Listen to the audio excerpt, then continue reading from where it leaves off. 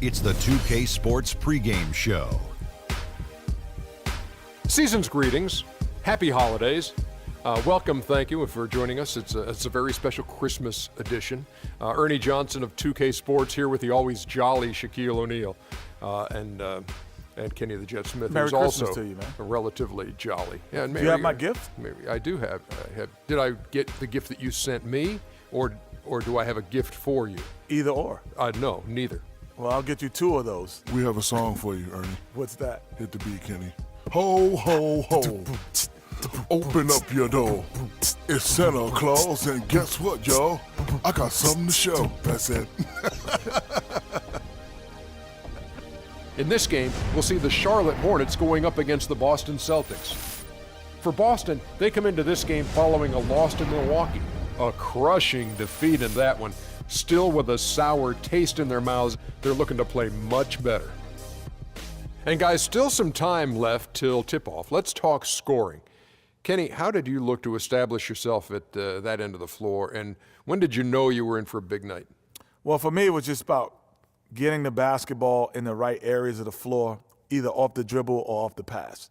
So if I knew if I got to certain areas of the floor, I was going to be able to score and have a big night.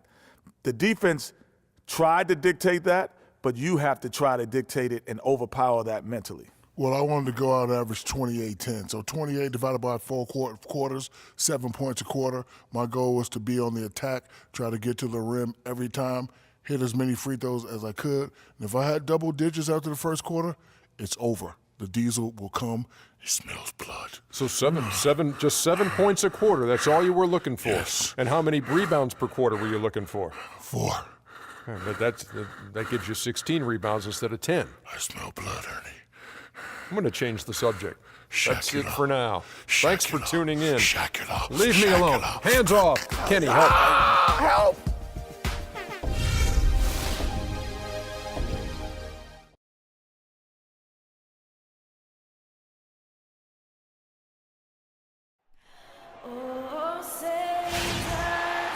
It's time for some hoops at the Time Warner Cable Arena in downtown Charlotte, North Carolina.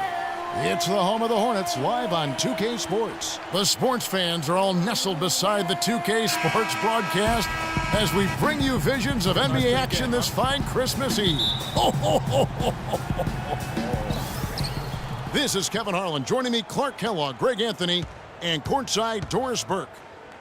You take a look at the Celtics. It's an opportunity for them to play in a heated matchup like this, to play your best basketball. These are the games, guys, that show how well you match up against the other great teams in the league.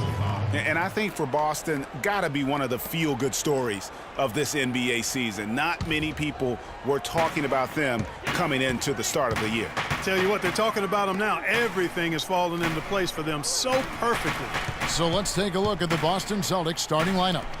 Chase, and he goes in for the dunk. Kevin, I tell you what, when he gets to the rim like that, he's really hard to stop. Yeah, he can get up a few notches higher, there's no doubt. And that's how the game is played on the inside. You can play over the top. You've got a great advantage. There's the dish to McGuire.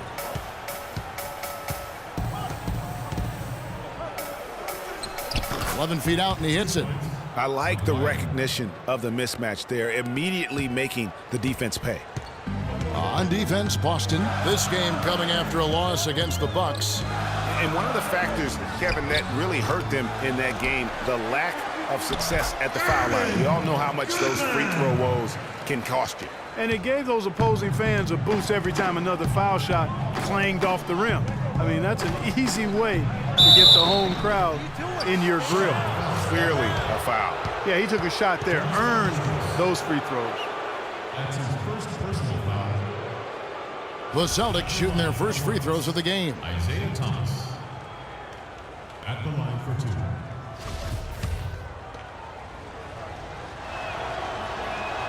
That free throw good from Isaiah Thomas. And both free throws good for Thomas. There's not a lot you can say that hasn't been said before about his skill at the charity stripe. And it's Walker penetrating. Pass to Chase. From deep three-point range, the long-distance three is buried. Freak's got 5 now. He's looking confident right from the opening tip. A moment to check in with Doris Burke. Doris? Kev, Derek Fisher and I got a chance to talk for a bit. We talked about the impact players on these two teams, the ones who can take over a game single-handedly. And he told me that Michael Kidd-Gilchrist may already be in that category. He said he's a guy we've got to account for. He's just so relentless. If you're not ready to match his intensity level, he'll make you look bad. And Kevin, he said if they can limit his impact on the game, that will certainly help. Thanks, Doris. And stolen by Freak. To the wing right side. Wide open look. It's in. That's his 3rd field goal of the game. He's 3 for 5. And it looks like he might just be on his A game today, Clark. Sullinger, a screen on Walker. The feed to McGuire. Can't get it to go. And Charlotte will go the other way with it. Coming into this, having notched a win against Cleveland in their last game. And the way they attacked the basket in that game was unreal. I mean, after a while, the defenders seemed to just wave the white flag. Yeah, like you said, I mean, that's what will happen when the team continues to attack the basket and come away with layups. The defense tends to get demoralized and deflated. Nice work on the inside. Hard to get that one up and over the big fella. Well, it's not supposed to be easy down there, and a little artistry on the inside helped him make it happen. Here's Kidd-Gilchrist. Misses from close range. You know what? His finishing ability, not really at the level that you would expect from a pro, but he's going to have to start playing with more force. Now here's Thomas. He had an 18-point outing in the last game against the Bucks in Milwaukee. And don't forget his unbelievable steal total in that game. I mean, almost to the point they didn't want to bring the ball up the floor. Took the opportunity when he saw it. 11 points for Freak. Oh, man, a hot start for him. He's hit 5 of his first 7. Thomas kicks to Sullinger. Unloads. Again, the miss by the Celtics. Not sure what the D was doing there. Clearly a breakdown. You can ill afford to give a guy like him that good a look. And I like the fact that the defense is looking to protect the rim at all costs. Definitely saved a layup with that foul, and he'll make him earn them from the line, and that's what you want to see. Charlotte shooting their first free throws of the game right now. And the first one at the line is good. So an almost entirely... Here are the Hornets with the ball.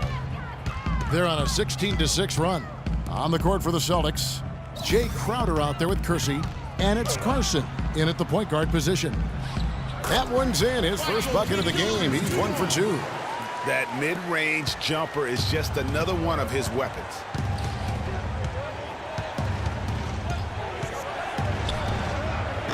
No luck, and Charlotte will go the other way with it. They've got the Pistons ahead of them in their next game in Detroit. And that one will start off a 3-game road trip for the team. Here's Chase. From outside, off the mark. Celtics trail by 8. Guys are looking for a spark here. Yeah, I mean, a cold stretch offensively. They desperately need a basket. The Hornets shooting 53% from the floor. They're locked in. Let's go. And Charlotte again with the bucket. He's been one of their more reliable options today, guys. I mean, his shooting has led them to this lead. Passes it to Kersey. To the middle. Doubled by Chase. Shot from 12. The shot's good from McGuire. I liked his composure there under pressure as he was being double-teamed. Terrific pass. Rivers off a pick from Chase. Goodman. And Charlotte again with the bucket. You know, the defense has got to do a much better job of fighting over those screens. And, Greg, especially when the ball is in his hands. I mean, come on now. You know he doesn't miss too many open looks like that. Here's Carson. He's had some playing time, but no scoring yet from him. Here's Gary. And it's Rivers with the rebound. Hornets leading by 10. 2 minutes now played in the second quarter. And Freak gets it to go on the assist by Rivers. 16 points for Freak. How about the passing? They are moving the ball without any thought, without any individual agendas. Yeah, and it's really fun to see that kind of unselfishness. Really hard not to appreciate all the assists they've racked up. Now, And guys got careless with the ball there, and the turnover leads to the big stuff. once he came up right with the steal, he went straight on the attack. That's exactly the way to do it too, Kevin. Go hard to the bucket and don't let them set up the defense. And that was Kia bringing you the close-up on the big-time play. And the foul called on Freak. That's his first foul. Thomas Robinson, he's checked in for Charlotte. Walker comes in for Rivers. Second quarter of play with almost 3 minutes gone.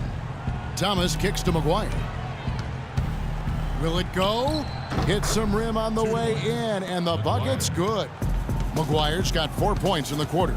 Oh, the turnaround jumper. That was just beautiful. And this sort of awesome dunk is one of the reasons this team is in charge of this game right now. Clark, there is a swagger out here on the court that they possess and are not afraid to show it either. That's I right. tell you what, I used to love to go up and jam like that. It's rebounded by Kid Gilchrist. The edge on the glass is the difference. It's allowed them to build this lead. And really a reflection of their superior effort level to this point. It seems to me they've gone after this win a little bit more. Celtics trail by 17.